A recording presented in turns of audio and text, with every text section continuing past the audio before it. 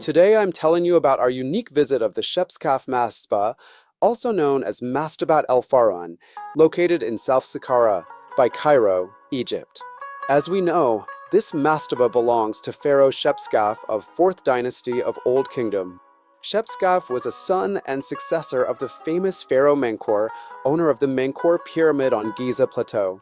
This noticeable mastaba was built at least 4,500 years ago. I should ask you guys to like and to subscribe my YouTube channel. Your support lets us to create more interesting and breathtaking videos for you. Thank you for your support. The Mastabat el-Fara'un, also known as the Pharaoh's Bench, is widely attributed to Shepseskaf, the last pharaoh of Egypt's 4th dynasty. Unlike the pyramids of his predecessors, this structure stands out as a unique rectangular tomb and has been the subject of archaeological and historical debates for centuries. The connection between the mastaba and Shepseskaf is primarily based on indirect evidence. Fragments of a dolerite statue discovered in the vicinity of the mastaba display high-quality craftsmanship, comparable to statues of Khafre and Menkaure. One fragment contains the partial end of a cartouche linked to either Shepseskaf or Userkaf, with most scholars favoring Shepseskaf due to the proximity of Userkaf's known pyramid. Additionally, a stele found in the temple area suggests that the cult of Shepseskaf persisted into the Middle Kingdom. Hieroglyphic determinatives referencing the tomb sometimes depicted as a pyramid, despite its non-pyramidal shape, which strengthens its association with royal burial practices. The mastaba is located in South Saqqara, midway between Djoser's Step Pyramid and Sneferu's Red and Bent Pyramids.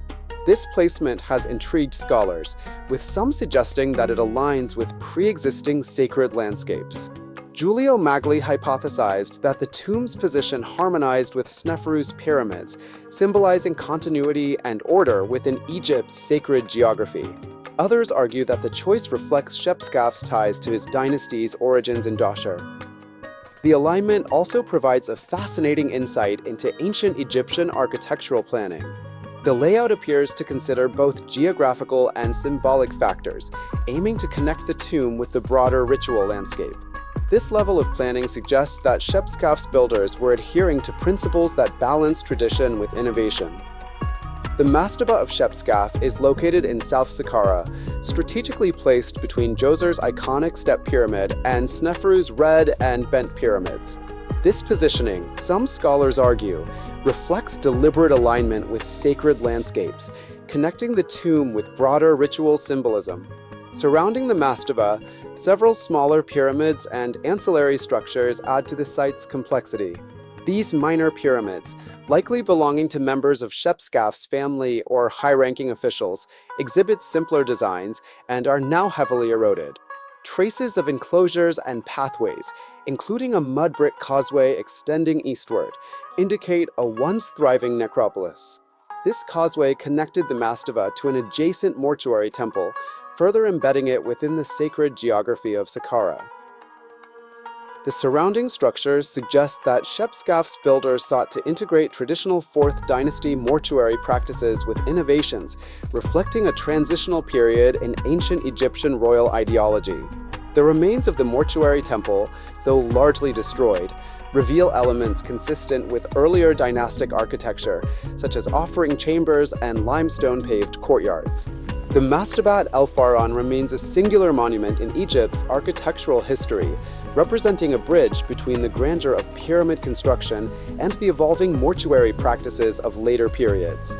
Despite its divergence from pyramidic forms, its influence is evident in the internal layouts and features of 5th and 6th dynasty tombs. The surrounding small pyramids and structures further emphasize its role as a center of both religious and royal significance. Shepseskaf's mastaba diverges significantly from the pyramid designs of his predecessors. Resembling a massive rectangular sarcophagus, the structure's design is reminiscent of early dynastic tombs. This departure has led to speculation about a potential conflict between Shepseskaf and the priesthood of Re, as the tomb lacks the explicit solar associations characteristic of 4th dynasty monuments. Edwards proposed that Shepseskaf's departure from pyramid construction might have been driven by political or religious motives, but others argue it may have been a practical decision due to the pharaoh's short reign, estimated at 4 to 7 years.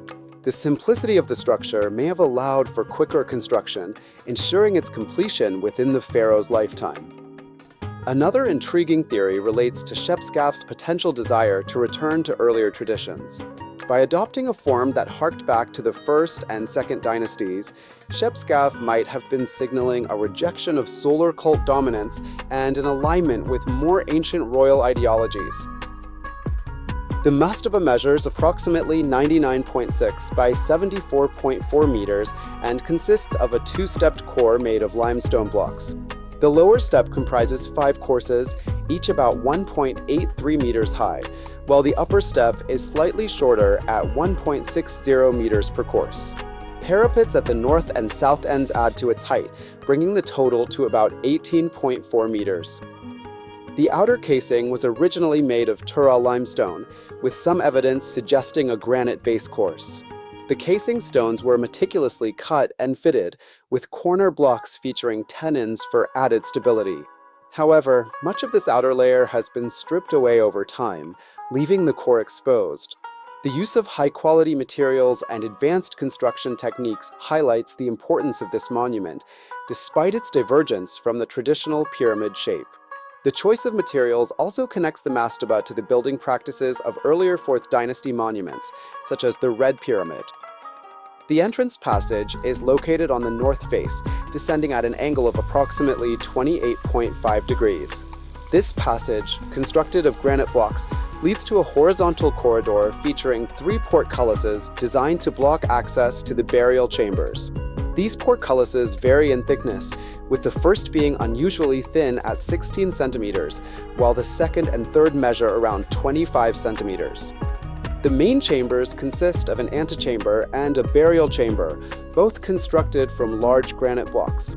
The antechamber measures roughly 8.31 by 3.05 meters, with walls left largely undressed, indicating unfinished construction at the time of Shepseskaf's death. The burial chamber is accessed through a short, inclined passage and features a vaulted ceiling formed by curved granite beams. Fragments of a black stone sarcophagus, possibly made of basalt, were found in the antechamber.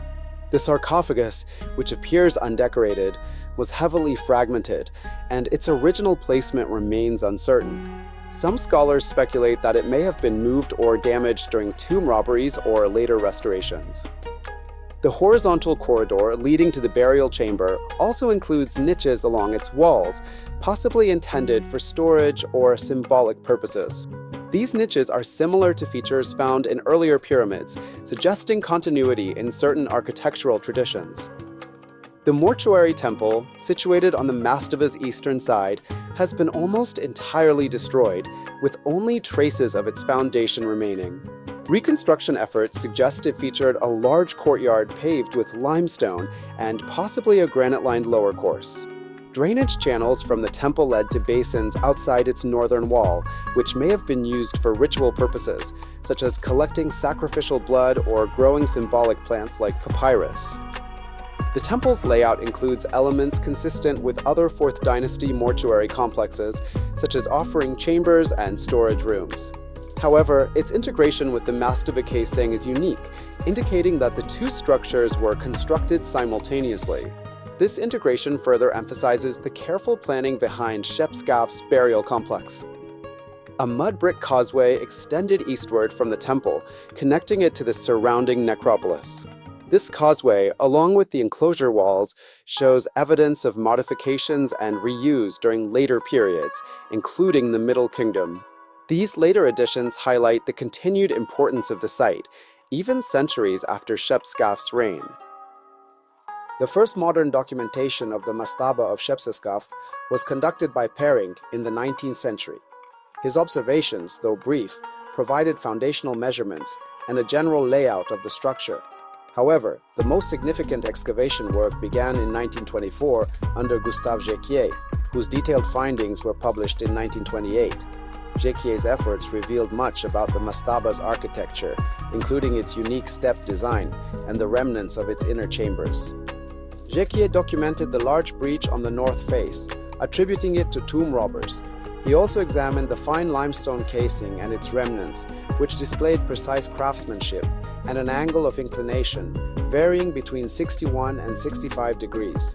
Jequier's excavation also uncovered evidence of a previously existing temple adjacent to the Mastaba, though much of it had been dismantled or destroyed over time. Subsequent research by scholars such as Maragioglio and Rinaldi in the mid-20th century built upon Jequier's work, offering revised interpretations of the Mastaba's construction techniques.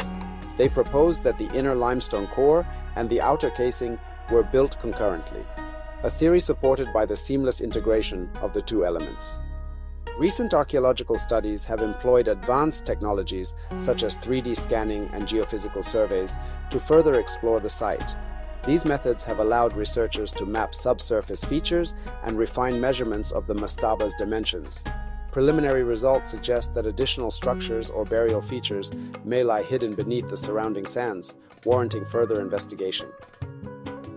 Despite its unconventional design, the Mastaba's architectural elements influenced the pyramids of the 5th and 6th dynasties, particularly in the use of portcullises and internal layouts. The persistence of Shepseskaf's cult into the Middle Kingdom and restoration efforts by Prince Kamwasit, a son of Ramesses II, underscore the site's enduring significance. The Mastabat al-Fir'aun remains a unique monument in Egypt's archaeological record, reflecting the interplay of tradition, innovation, and political dynamics during the transition from the 4th to the 5th dynasty. Its study offers valuable insights into the complexities of ancient Egyptian architecture and royal ideology. Furthermore, the Mastaba's distinct design challenges conventional narratives about the evolution of royal tombs in ancient Egypt. By opting for a non-pyramidal form, Shepseskaf may have set a precedent for alternative burial practices, influencing later developments in the Old Kingdom. Modern archaeological methods continue to shed light on the construction techniques and cultural significance of the Mastaba. Advances in technology, such as 3D scanning and material analysis, promise to deepen our understanding of this enigmatic structure and its place within Egypt's vast historical landscape. In conclusion, the Mastaba of Shepseskaf stands as a testament to the adaptability and innovation of ancient Egyptian builders. It bridges the gap between the grandeur of the 4th dynasty pyramids and the evolving mortuary practices of subsequent periods, offering a rich field of study for historians and archaeologists alike. Here's what we found inside the Shepseskaf Mastaba during our unique visit to this mysterious structure. I'll show pictures and tell you about our experience. The internal structure of the Mastaba demonstrates an impressive application of advanced construction techniques, utilizing the same materials and methods as the granite temple near the Sphinx in Giza and the Osirian in Abydos. Both the Mastaba and the granite temple were covered with thick layers of limestone blocks, a clear indication that while the architectural layouts varied, the construction technologies shared a consistent approach across these sites. This suggests a deliberate continuity in the craftsmanship and techniques used during the Old Kingdom period. The entrance to the Mastaba, like in many pyramids, is located on the northern side. This placement aligns with ancient Egyptian traditions, where the northern entrance symbolized a connection to the stars and the afterlife. A descending passage leads from the entrance into a small vestibule. This vestibule acts as a transitional space before entering the deeper chambers of the Mastaba.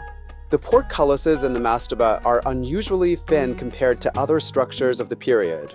The first portcullis measures approximately 16 centimeters thick, while the second and third are each around 25 centimeters thick. These portcullises are partially lowered and are currently supported by makeshift stone props. Their thinness and partial deployment raise questions about their functional role.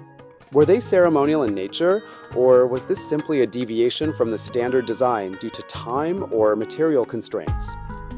Beyond the portcullises, the passage continues as a gallery, but just before entering the chamber, the ceiling height decreases to a more standard level. This sudden change in height is part of the original design and not a later alteration. However, its purpose remains unclear, adding an air of mystery to the structure. Why was the ceiling height deliberately altered? Was it symbolic, functional, or perhaps related to the acoustics or lighting of the space? The horizontal passage ultimately leads to the first chamber, a key feature of the mastaba. This chamber is oriented along the west-east axis, perpendicular to the horizontal passage. Its gabled ceiling adds structural strength, a technique common in Old Kingdom architecture. The walls of this chamber are constructed from enormous granite blocks, emphasizing both durability and grandeur. However, the surfaces of these walls are not finely finished. Many blocks retain their bosses, protrusions left from the construction process, suggesting that the chamber's completion may have been rushed or deprioritized. On the western wall of the first chamber, a passageway of standard dimensions leads to the second chamber. Unusually, this passage slopes slightly upward, which is atypical for structures of this kind. This incline raises questions about its functional or symbolic significance. The second chamber is nearly identical in size to the first, reflecting a deliberate symmetry in design. Like the first chamber, it is constructed from massive granite blocks, but its vaulted ceiling has a more refined finish, resembling a semicircular dome similar to the burial chamber in the Pyramid of Menkaure. The floor of both chambers is noticeably uneven and unconnected to the walls, a feature that becomes apparent where the floor has subsided below the wall level. In several places, faint markings can still be seen on the walls, likely serving as guides for the intended floor level. These irregularities suggest that the construction or finishing of the floors may have been incomplete or subject to later damage. Extending southward from the southeast corner of the first chamber is a long, dead-end passage. This passage features 4 identical niches along the left side and a 5th niche at the far right end. At the entrance to this passage, along the ceiling, are horizontal grooves whose purpose is currently unknown. These grooves appear to have been designed to accommodate a sliding mechanism, but what it might have been used for remains speculative. Could it have supported ceremonial objects, mechanical components, or something entirely unknown? The lack of definitive answers adds to the intrigue of the structure. In the first niche on the left side of the corridor, a hole has been cut, providing a glimpse of the granite block that supports part of the first chamber's ceiling. This feature offers insight into the structural engineering of the mastaba. Determining which chamber served as the primary burial space is challenging. The shattered remains of the sarcophagus are in the first chamber. If the sarcophagus had been originally placed in the second chamber, as is typical in similar tombs, it would have needed to be dragged intact through the narrow passage to the first chamber before being destroyed. Such a process seems unnecessarily complex and impractical, leading to the conclusion that the sarcophagus was always located in the first chamber. The sarcophagus appears to have been crafted from gray quartzite, and the surviving fragments reveal exceptional craftsmanship. Its destruction is puzzling. Who would have shattered such a magnificent artifact, and why? Within the first chamber, there is also a rectangular granite block with a square cross-section. Its purpose remains unknown.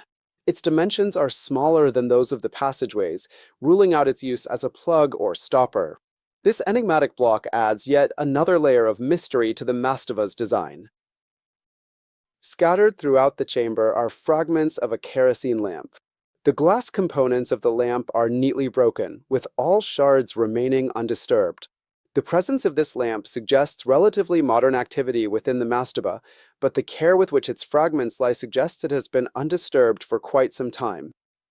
The mastaba's internal design reflects a fusion of architectural traditions, drawing parallels to the granite temple near the Sphinx and the Osirian. Both share the use of massive granite blocks, layered limestone coverings, and innovative structural techniques. Yet the mastaba's unique layout and its enigmatic features, such as the niches and grooves, set it apart as a singular monument of its time. Thank you for watching my videos.